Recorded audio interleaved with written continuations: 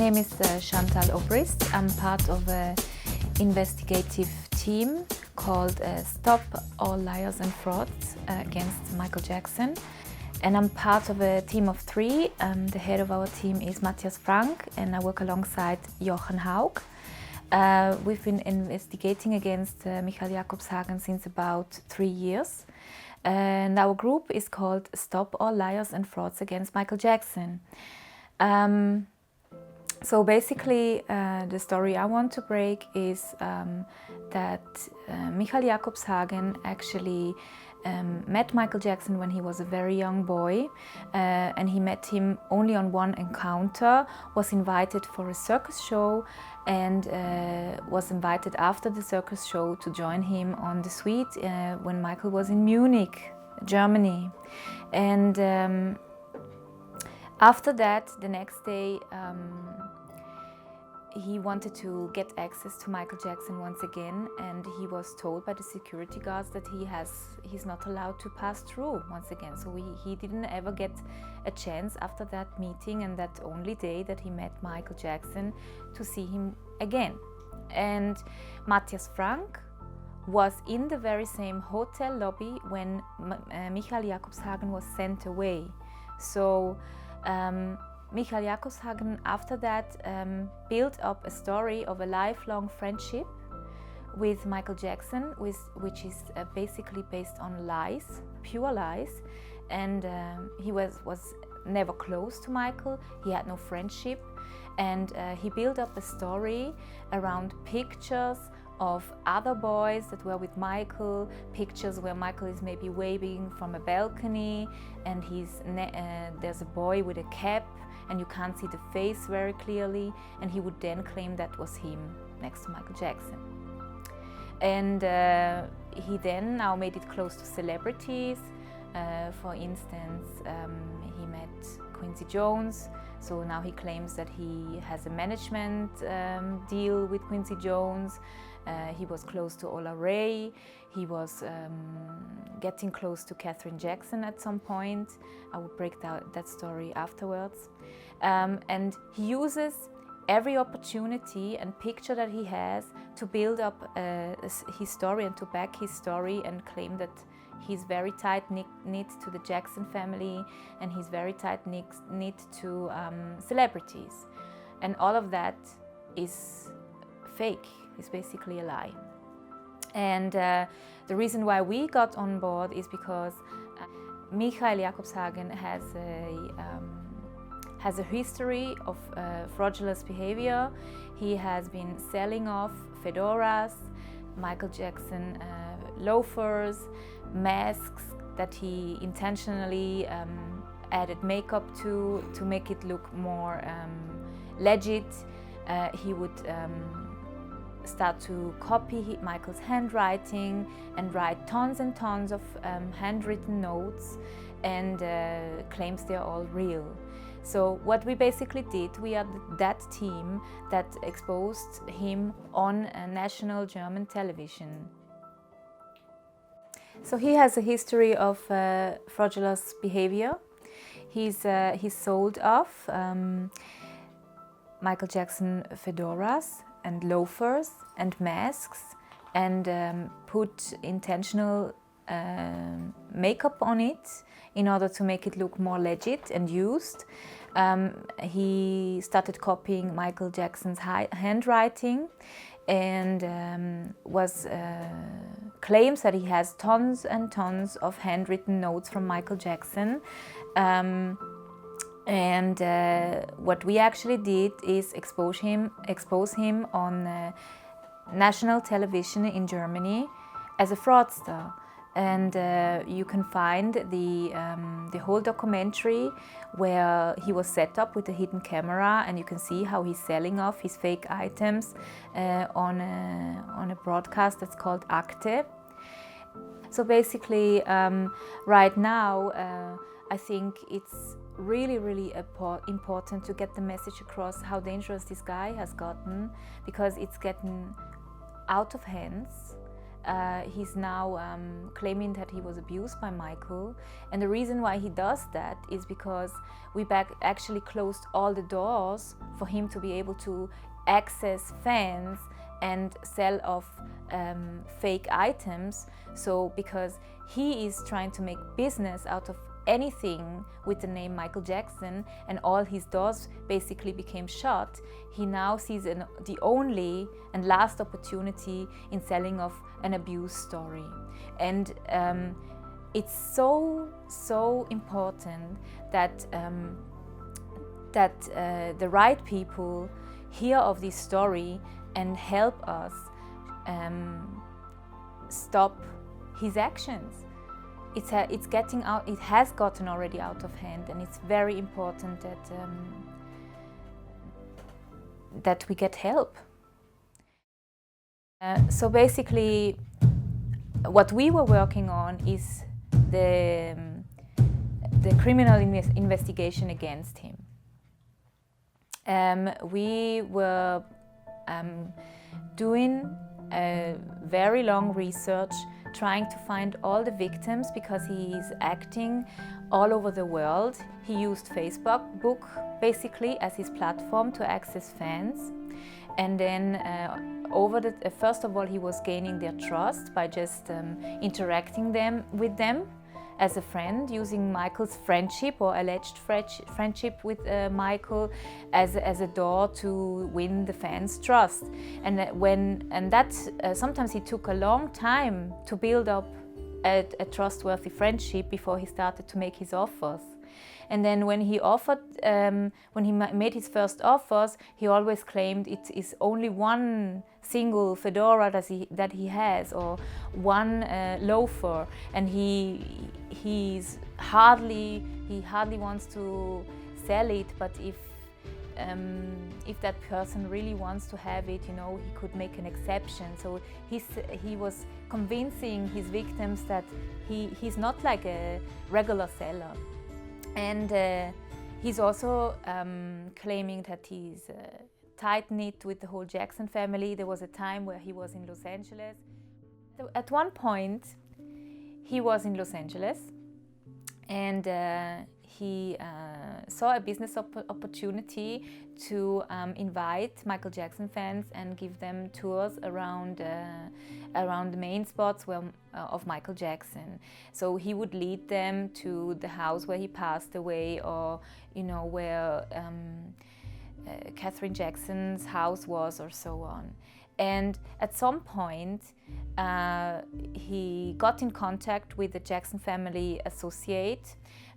He paid bribed money to that person to get access to her, and then was invited in the house. Catherine Jackson had no idea that that's going on, and she welcomed him just like a regular fan, and took a seat in her living room, and he took a picture with her. So he now used that picture along all other pictures that he had. There's even a faked one with Kim Kardashian. He's trying to make it look like he's this guy who has huge contacts in Hollywood, which is all just made up stories. And he uses those pictures to build up credibility in order to lure in the fans into his world, where he then can make money out of them in which way ever. So we exposed him on a TV documentary it's called Akte.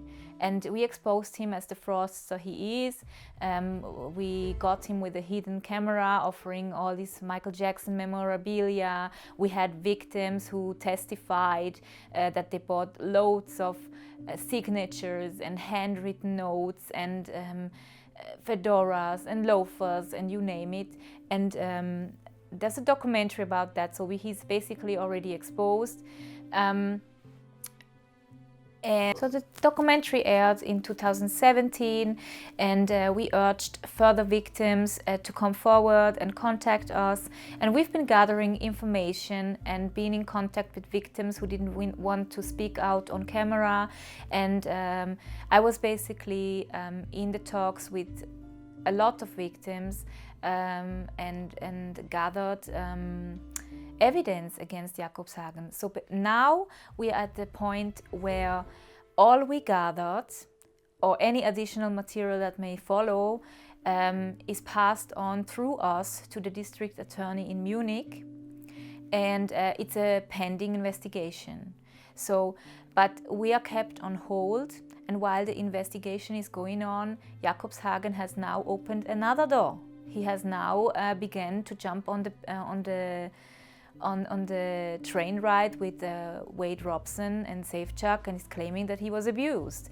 So we have we are really urging for the right contacts to reach out to us and pull the fraudster case, or make the fraudster case to go forward, in order to take him down and stop him regarding the abuse claims, because he was from the onset not even close to Michael Jackson. So the whole story is biased, and we could put him on a hold and on a stop very swiftly with the right contacts. That's basically my aim with this interview.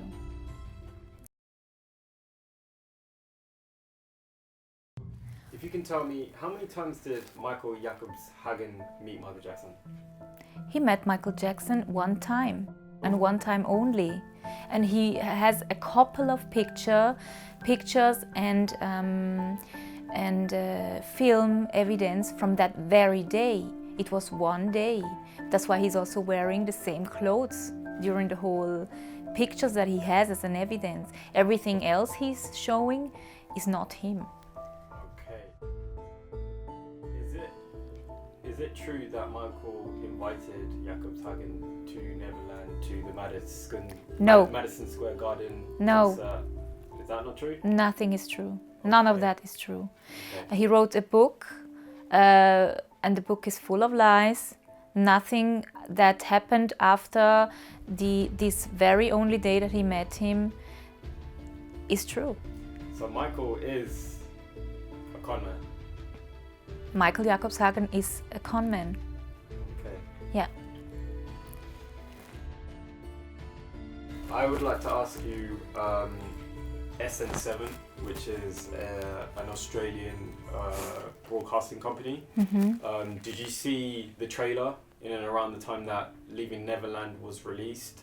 And they were interviewing many people, some former Neverland staff, and also Michael Jacobshagen. Yes, I saw that documentary. And you saw the claims that were made in yes, that album. I saw that.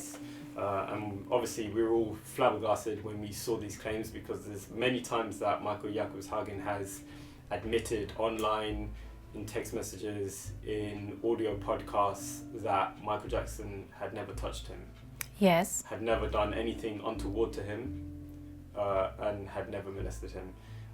But now, conveniently, in line with the Leaving Neverland hit piece documentary, which has just been released, his claims now fall similarly in line with Wade Robson and James Safechuck, Mm-hmm. And maybe some few others in the background. So in light of the new information that you're presenting to us, that, well, at least in this case, we've got enough evidence to charge and convict. Am I right in saying that? It's an ongoing investigation, so I can't confirm whether he's gonna get convicted. That's up to a judge to decide. I cannot make promises. I mean, we can do just so much, and pass on information and evidence, but then he has to be tried in a court of law, and there it's not up to me to make that decision. But at least we can try whatever we can do to stop him. Well, what we're doing now is educating the public on the various different men that have, you know, either met Michael Jackson once or spent time at Neverland or whatever the case may be. But you know, the goal has always been to make money off of Michael Jackson's name or his image, and at any cost. There is really no moral compass with any of these people making claims against Michael Jackson. I basically have a friend who was with Michael Jacobshagen at the gates of Neverland after Michael Jackson passed away, and she is willing to testify that he then told her that he has never been inside. So all the claims he makes that he was ever at the ranch, we have a witness that can testify that he confirmed to her that that was never the case before he started claiming that he was at the ranch and he was abused and everything. So Jacobshagen, what people have to understand is Jacobshagen changes his stories every day. He changes his stories as it suits him and as the wind is going.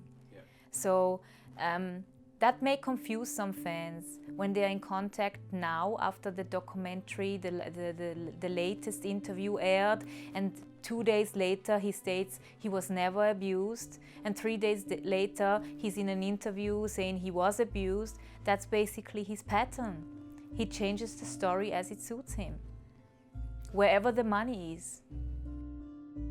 Okay, so can you tell me, what were you thinking, when you first saw the SN7 trailer and then furthermore the full 1 hour long documentary, when we got to see what Michael Jacobshagen was saying in its entirety, the new claims that he was making about Michael Jackson? Yeah, that it's just a plain lie. It's just as much as a lie as it was a lie that he was ever a friend of Michael. So vice versa, it's a lie. Okay. Yeah. In terms of, just the fact of SN7, I'm not sure if you knew of them or heard of them before. Never heard of them before. But just why they would do this. Obviously, they're trying to jump on the bandwagon of Leaving Neverland, and they're trying to construct their own documentary to almost complement Leaving Neverland, and trying to almost produce new claims and new interviews that people have never seen before. But in the end, all of these people could just be telling lies in the same exact way that Michael Jacobshagen has been conning the community. And we've gone as far as to being able to capture video footage of him in the act. Now it would be great if we could also have video footage of Wade Robson and Safechuck and every other person that we are accusing of telling malicious lies against Michael Jackson in an attempt to destroy his legacy. But what we have done so far, thanks to your good work and other people that you are working with, is that we've kind of lifted the veil off of how the media and the press are using some of these people that are making claims against Michael Jackson. They will be all too willing to give them a platform, bring them on their news networks, and broadcast them to millions of people making claims about this, that, and the third. Meanwhile, lots of stuff that they say is unverified, and the very impartial to letting people see, the whole truth behind the situation. For example, if you're gonna put Michael Jacobshagen on TV, then why not show the full documentary made by Acti as well to complement, the decisions that people might be making about this character. But they won't do that because they're trying to sell a narrative that goes in line with this Leaving Neverland and the myth that Michael Jackson is a paedophile and a child molester. Yes. I remember my feelings when I saw SN7. I was very upset that another news company was taking this stance with the Leaving Neverland trend that is going. And then I did some investigation of myself, and then I found this documentary randomly where Jacobshagen is being exposed. I didn't even know of Jacobshagen. I found out about him like a week before. He was doing a podcast and he was giving Michael Jackson the thumbs up, and now we're seeing him telling either the truth or telling lies on I don't know, international television, let's say. and it makes no sense, especially to the people who knew of him. So now everyone can see that he's changed his tune, but you've uncovered the evidence which shows that he is a complete con man. Absolutely. There is no dispute in that fact. We have him on video conning innocent Michael Jackson fans, and these are Michael Jackson fans that have actually met him, I understand. I saw the one person... Some of them, yeah. The one person that I saw from Switzerland who actually met Michael, was trying to acquire genuine Michael Jackson, memorabilia or items that he owned, and Michael Jacobshagen has been conning him, trying to sell him this lie that these items are genuine, which is wrong for so many reasons. But now that you're gonna go on TV and try and sell this myth and add credibility to what Wade Robson and James Safechuck are doing to destroy Michael Jackson. And it has gone to another level now. Yeah, it's gone to another level, and this guy almost needs to be put in front of a jury now and judged and go to prison. There needs to be repercussions for doing That's this. our hopes, yeah. So, right now as investigators, as journalists, as Michael Jackson fans, we've got the media collectively trying to spin these allegations that Michael Jackson is a paedophile, a child molester. They're trying to get the whole world to mute Michael Jackson right now, and we are trying to fight against this concept. And right now, what you have produced to us is, a wonderful interview where you are sharing the knowledge that not many people have seen, not many people have heard, and I'm pretty sure that with your testimony and the fact that it's actually true, we're not making this up right now, people would be able to make a better decision around exactly what is happening now with Leaving Neverland. A lot of people, as we can see from the feedback, has been they've been able to see through Leaving Neverland. They can see that some things do not make sense about the documentary. Some of the obvious lies that are being told, some of the reactions that you would never expect from someone who is telling a story about child abuse. So with this interview, we hope that they'll be more informed to be able to make a better decision about whether these people can be trusted.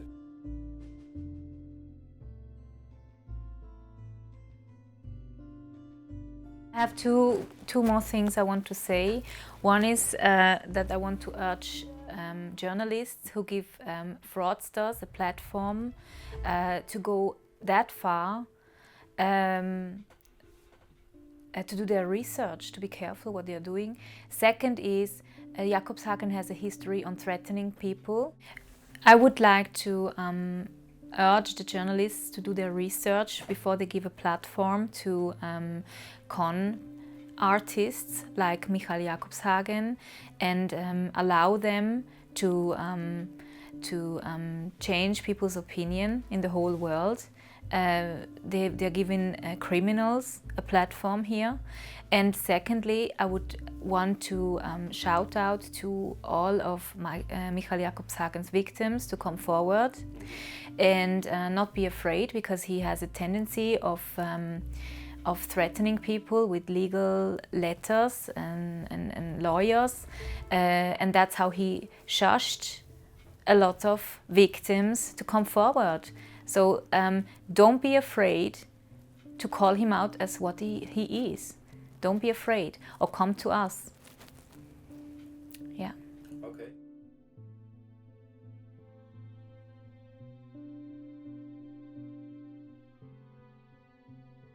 There is another problem that has arisen from the fact that these claims have been made, and a lot of people are not believing James Safechuck and Wade Robson.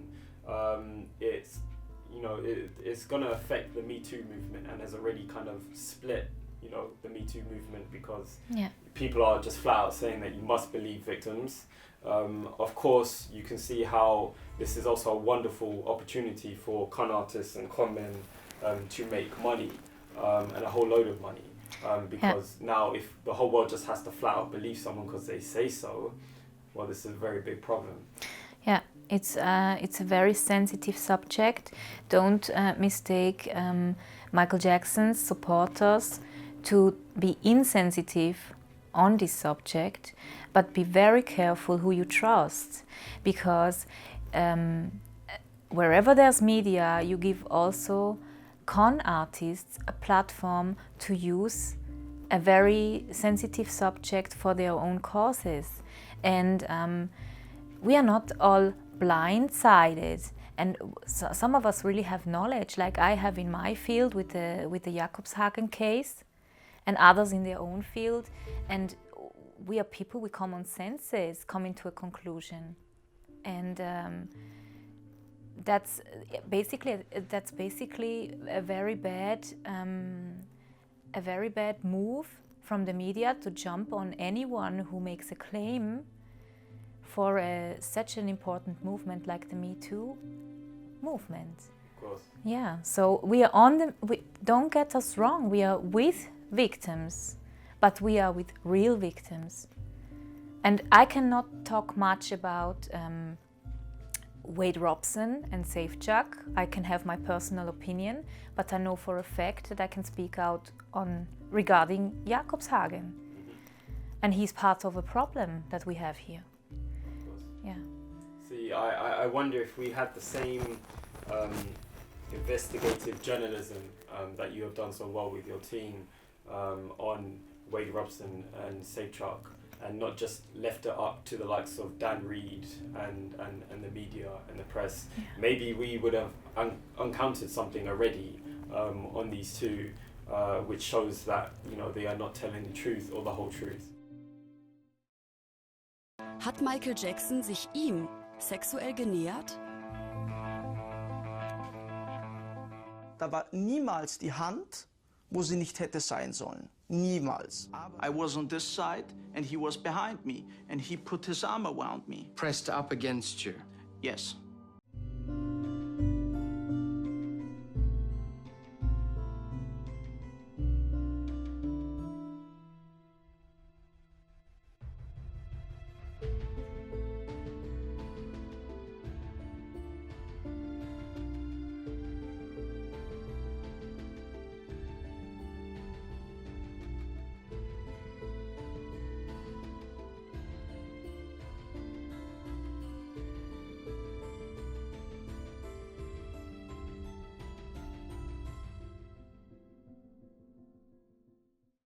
He uses any opportunity, wherever he sees an opportunity to add to his story or to make use of it in order to further fraud somebody or make money out, he would do so. And another story of that is the story where he went into the mausoleum, the tomb where Michael Jackson is laid to rest. And he took a German tabloid journalist into the place where Michael Jackson's body is laying. I mean, if nothing is causing doubts on anyone, I mean, what's your motivation on that if you called yourself a friend, which he claimed for a long time that he was? So, I mean, his whole story is biased from A to Z, and his true colors are showing in so many ways.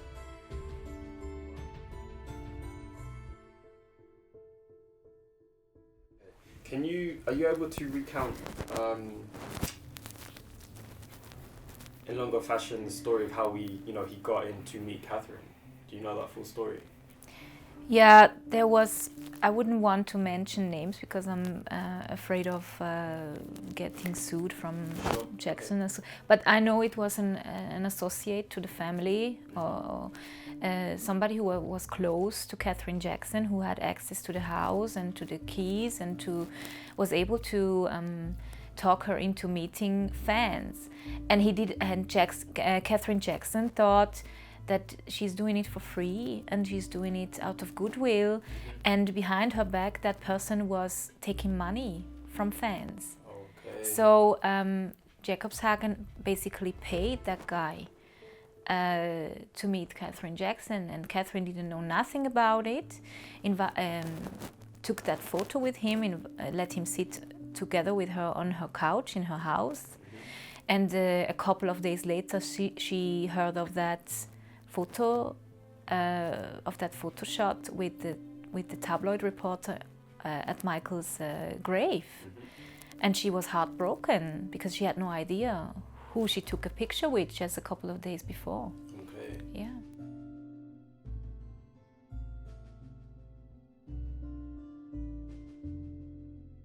With Quincy, it's just a random picture basically that he's got. Yeah, with Quincy, it's a random picture he's got because Quincy Jones was, I think, in Stuttgart, I think somewhere in Germany, at a venue, and he was just there as a fan and asked him for a picture and an autograph, and now he uses that picture and the autograph, claiming he's having management deals with him or whatever. He's a business partner of Quincy Jones. I would wonder whether Quincy Jones is not interested in what Jacobshagen is claiming to be. Of course. Yeah. And Kim Kardashian, this is a Photoshop picture. That is a photoshopped picture. It's not real. It's not real. Okay. And we just got him last week on a phone conversation, offering Kim Kardashian signatures. So he's gone further than just Michael Jackson memorabilia.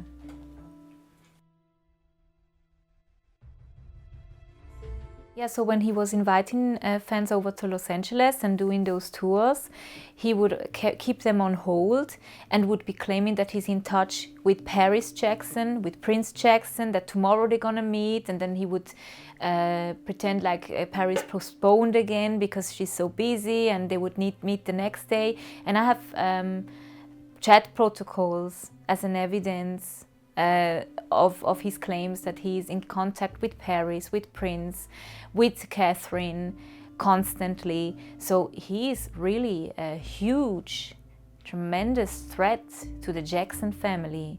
And I really, really want to alert the whole family of how dangerous this guy is. I really want to alert the family, the Jackson family, how dangerous Michael Jacobshagen is, and also the media and the whole world of what he's capable of doing, and they're giving him a platform. And I really want to make everyone know that this needs to stop.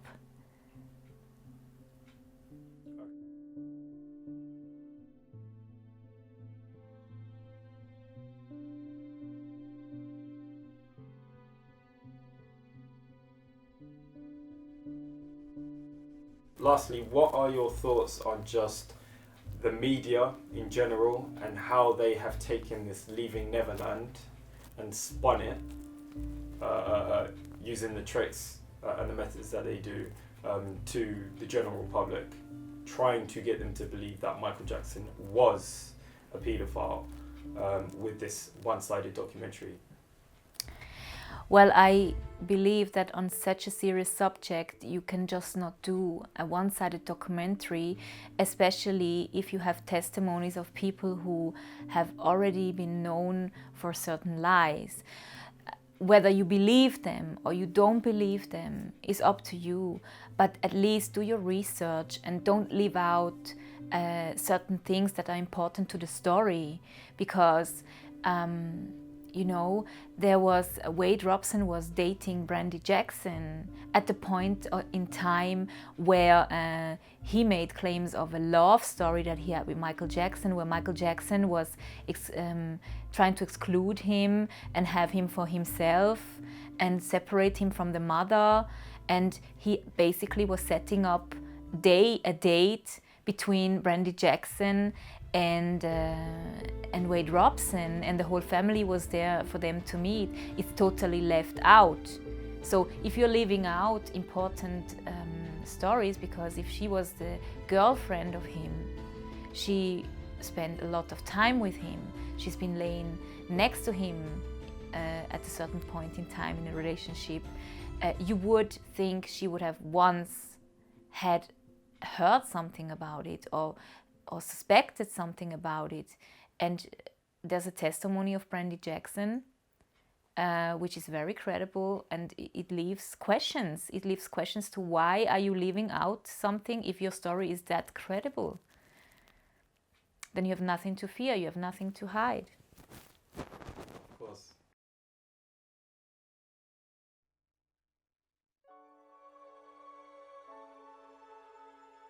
I'm Chantal Obrist. I'm 40 years old. I'm a mother of 2 children, and I'm a regular person working in the insurance sector. And I've been a Michael Jackson fan since 1987, and I've met Michael Jackson twice. I've spoken to him several times. I've been in lots of concerts. I did a lot of research. I was at the trial 2005. I was inside the courtroom. I was by coincidence in the courtroom when the evidence, the so-called evidence, was discussed. And I know for a fact that there was no child porn or any pedophilia material discussed when the evidence was presented in court. And I think that's a very important fact as well. Okay. Yeah. Okay. All right, my last question is, what was it like when you met Michael Jackson? Both times. Michael was a very warm, kind-hearted soul. He was very receiving and welcoming of his fans. His fans meant the world to him. I had not one single encounter with him where he felt that we are a disturbance. He was always very appreciative and very caring and loving, and my meetings with Michael I treasure for the rest of my life as one of the most special moments. Wow. And in your heart, do you think Michael is guilty or innocent? I believe he's innocent.